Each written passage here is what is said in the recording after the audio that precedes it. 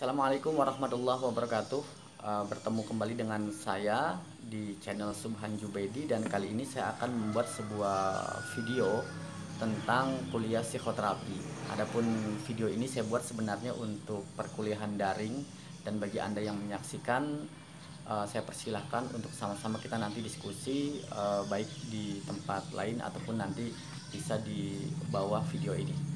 Baik teman-teman pembelajar yang berbahagia, kali ini saya akan membahas tentang psikoterapi, dan Anda mungkin sudah sering dengar tentang psikoterapi.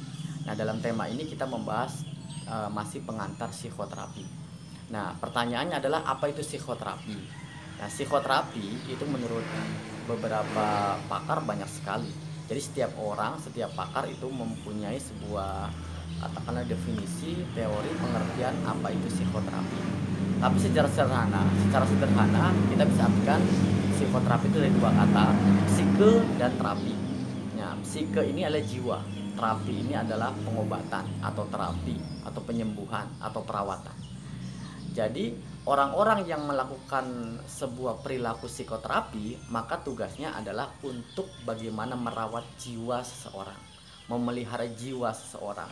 Untuk apa? Tentu untuk sehat. Maka di sini orang yang melakukan sebuah perilaku psikoterapi disebutnya psikoterapis. Nah, jadi ini yang pertama yang mesti Anda pahami, bahwa psikoterapi adalah bagaimana caranya kita mengobati jiwa. Nah, jiwa yang mana? Di sini sebenarnya diceritakan dalam slide saya bahwa penyembuhan yang dimaksud adalah pengobatan pikiran, itu yang pertama. Jadi banyak sekali orang itu sakit bermula dari pikiran, gangguan-gangguan pikiran. Jadi tugas seorang psikoterapis adalah bagaimana caranya kita menyelesaikan masalah orang lain atau dirinya terhadap gangguan-gangguan pikiran. Kenapa banyak orang cemas, banyak orang fobia, trauma, itu ya bermula dari pikiran. Yang kedua juga mengatasi masalah perasaan. Jadi bagaimana caranya membuat sesuatu yang tidak nyaman menjadi nyaman. Itu juga tugas dari seorang psikoterapis. Dan juga mengubah perilaku. Itu menjadi pokok, salah satu pokok yang tiga ini, yaitu mengubah perilaku seseorang. Nah, teman-teman sekalian, jadi itu secara sederhana kita artikan sebagai pengantar psikoterapi ini. Nah, terus bagaimana hubungannya dengan ilmu psikologi? Ini sangat berhubungan. Karena orang disebut psikoterapis itu siapa saja. Jadi orang yang melakukan sebuah pertolongan kepada orang lain dalam menyembuhkan jiwa seseorang, itulah disebut psikoterapis. Baik itu dia seorang dokter atau psikolog sendiri, atau dia seorang pedagang, seorang guru, seorang mahasiswa, siapapun dia, ketika dia melakukan sebuah teknik-teknik psikoterapi, maka dia layak bisa dijadikan seorang psikoterapis atau disebut seorang psikoterapis. Walaupun nanti kita pelajari banyak sekali syarat-syarat yang mesti dimiliki oleh orang yang ingin menjadi seorang psikoterapis profesional. Nah, adapun hubungan dengan psikologi, tentu psikoterapis sebagai salah satu cabang ilmu psikologi. Nah, maka bisa dikatakan psikoterapi adalah wakil dari ilmu psikologi dalam suatu proses pemulihan individu yang menghadapi atau menyembuhkan gangguan mental.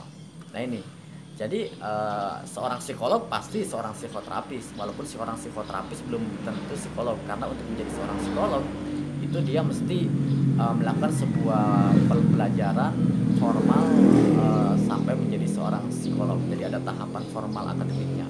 Tetapi psikoterapis sah saja siapapun. Nah, disebut juga psikoterapis adalah serangkaian teknik penanganan masalah psikologis dengan teknik verbal dan psikologis. Nah, jadi artinya di sini seorang psikoterapis itu dia melakukan sebuah teknik penanganan terhadap masalah psikologis yang tadi, bermula dari pikiran, dari perasaan, atau sebuah rekayasa perilaku dalam bentuk verbal. Nah, itu ya. Jadi tentang psikoterapi secara umum sederhana kita artikan. Dan juga orang menyebut psikoterapi itu adalah suatu proses formal yang melibatkan interaksi dua atau lebih.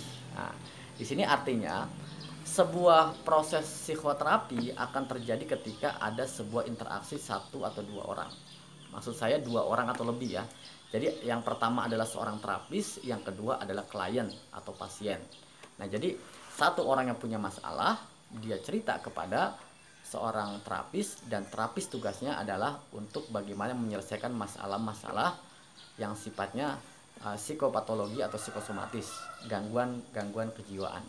Nah, jadi nanti Anda ketika menjadi seorang psikoterapis, tentu di sini diajarkan bagaimana caranya kita menangani klien, dan ada pengamatan-pengamatan tertentu ketika Anda melihat si klien ini dalam keadaan cemas, apa yang Anda lakukan, dan banyak sekali jenisnya.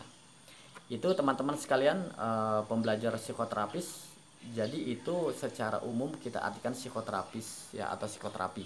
Nah, Anda silakan cari referensi yang lain, banyak sekali dari beberapa buku dan jurnal tentang psikoterapi.